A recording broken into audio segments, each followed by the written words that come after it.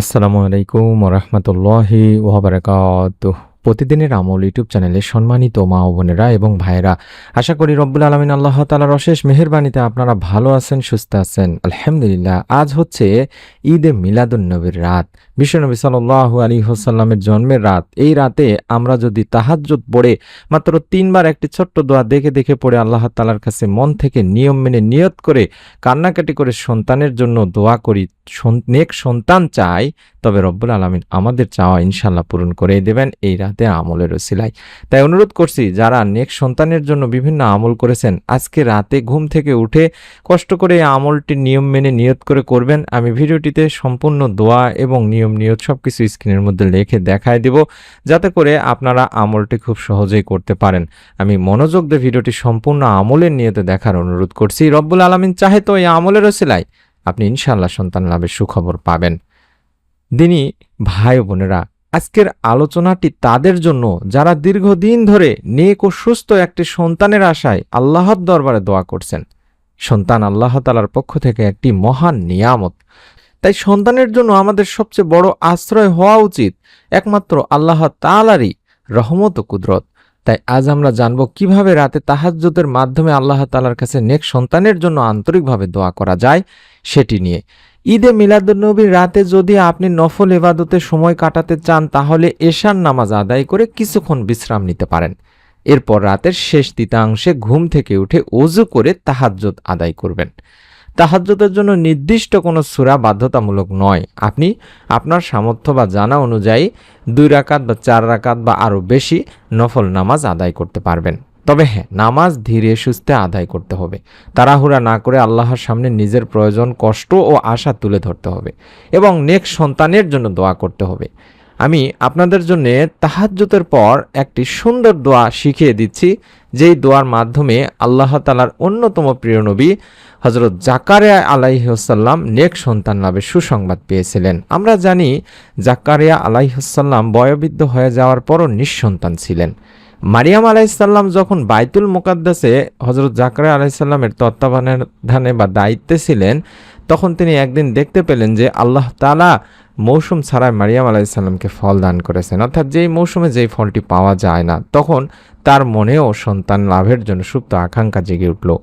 তিনি ভাবলেন, যে মহান রব, যে আল্লাহ বিনা মৌসুমে ফল দিতে পারেন, সেই আল্লাহ আমার মতো বৃদ্ধ দম্পতিদেরকেও সন্তান দান করতে পারবেন। তাই তিনি আল্লাহ তাআলার দরবারে দোয়া করলেন। সেই দোয়াটি আমি স্ক্রিনে দেখায় দিচ্ছি সুন্দর করে, আরবি এবং বাংলা দুটি উচ্চারণই দেখায় দিচ্ছি, যাতে করে আপনারা মোবাইলের ছবি উঠায় নেন, লিখে নিতে পারেন, দেখে দেখে পড়তে পারেন। আমি বলে দিচ্ছি, দোয়াটি নিয়ম বলার সময় আবারও দেখাবো, আবারও বলে দেব। রব্বি হাবলি মিন লাদুনকা যুররাইতান তাইয়্যিবা ইন্নাকা সামিউদ দুআ। এভাবে এই ছোট্ট দোয়াটি 3 বার পড়তে হবে দিনী ভাই বোনেরা। আশা করছি মোবাইলে আপনারা ছবি উঠায় নিয়েছেন। আমি দোয়াটি আবারও দেখাবো, কোনো সমস্যা নেই, আবারও বলে দেব। এই দোয়ার অর্থই হচ্ছে, হে আমাদের প্রতিপালক, তোমার পক্ষ থেকে আমাকে পুত পবিত্র সন্তান দান করো। নিশ্চয়ই অবশ্যই তুমি প্রার্থনা কবুলকারী। সূরা আলী ইমরানের 38 নম্বর আয়াত। আশা করছি আপনারা এই দোয়াটি সংগ্রহ করেছেন। এই দোয়াটি হচ্ছে কোরআনে উল্লেখিত একটি সুন্দর দোয়া দিনী ভাই বোনেরা, এবং পরীক্ষিত কার্যকরী দোয়া। সন্তান লাভের আশা নিয়ে আপনি আল্লাহর কাছে বিনয়ের সঙ্গে এই দোয়াটি করতে পারেন। এবং দরুদ আর ইস্তেগফার, অথবা ইস্তেগফার ও দরুদ, এটি আপনাকে আঁকড়ে ধরে আমল করতে হবে।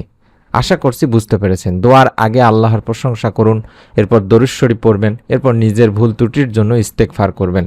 বলতে পারেন, আস্তাগফিরুল্লাহ ওয়া আতুবু ইলাইহি, আস্তাগফিরুল্লাহ ওয়া আতুবু ইলাইহি, আস্তাগফিরুল্লাহ ওয়া আতুবু ইলাইহি। আপনার সামর্থ্য অনুযায়ী আপনি যতটুকু পড়তে পারেন, যতবার পড়তে পারেন ততবার পড়বেন। কম করে হলেও তো প্রতিদিন 100 বার করে পড়ার চেষ্টা করবেন দিনী ভাই বোনেরা।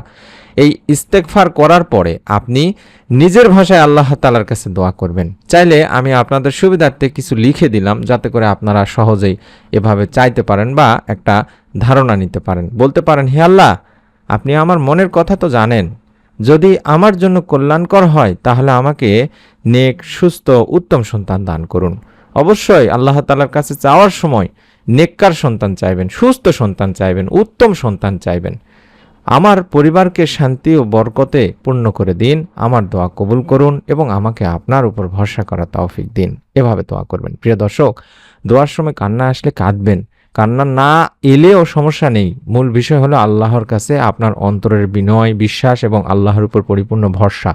তবে হ্যাঁ, দোয়া করলে বা দোয়া করার সময় তাড়াহুড়া করবেন না। অনেক সময় আমরা দোয়া করার পর দ্রুত ফলাফল আশা করি, কিন্তু একজন মুমিনের কাজ হলো দোয়া করা এবং ফলাফল আল্লাহ তাআলার হাতে ছেড়ে দেওয়া। দিনী ভাই বোনরা, আল্লাহ কখনো আমাদের দোয়া আমাদের চাওয়া অনুযায়ী কবুল করেন, কখনো কোনো বিপদ দূর করেন, আবার কখনো আখিরাতের জন্য সওয়াব হিসাবে রেখে দেন। তাহলে বুঝতে পারলাম দোয়া করলে এর প্রতিদান বা এর ফলাফল বা আর এর যে সুবিধা আপনি দুনিয়াতে না পেলেও আখিরাতে পাবেন। তাই কয়েকদিন দোয়া করার পরে ফল না পেলে হতাশ হবেন না, বরং নামাজ, তাহাজ্জুদ, ইস্তেগফার এবং দোয়ার আমল চালিয়ে যাবেন। আজ অত্যন্ত গুরুত্বপূর্ণ একটি রাত, তাই যদি পারেন ফজরের আগে ঘুম থেকে উঠে আমলটি করার চেষ্টা করবেন। আর যদি না পারেন এশার নামাজের পরে আমলটি করে ফেলতে পারেন, অথবা আপনি ফজরের পরেও আমলটি করতে পারবেন। আর যদি দীর্ঘদিন সন্তান না হয় তাহলে আপনি এই দোয়ার পাশাপাশি অবশ্যই যোগ্য চিকিৎসকের পরামর্শ নেওয়া ও গুরুত্বপূর্ণ। দিনী ভাই বোনেরা, চিকিৎসা গ্রহণ করার পাশাপাশি আল্লাহর উপর ভরসা রাখবেন।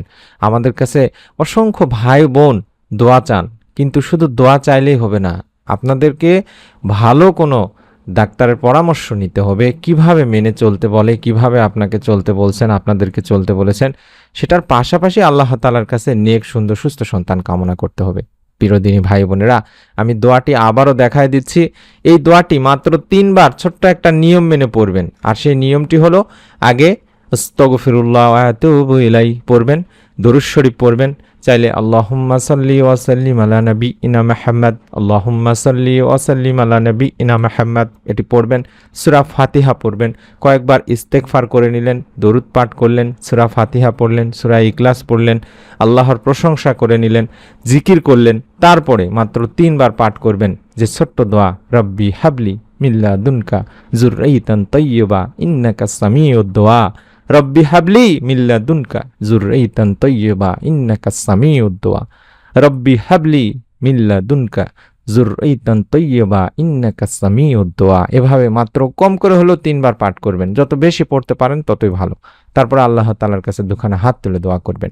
প্রিয় ভাই বোনেরা, ঈদে মিলাদুন নবীর রাত হোক বা বছরের অন্য কোনো রাত হোক, আল্লাহ তাআলার কাছে ফিরে আসার প্রতিটি সুযোগই মূল্যবান।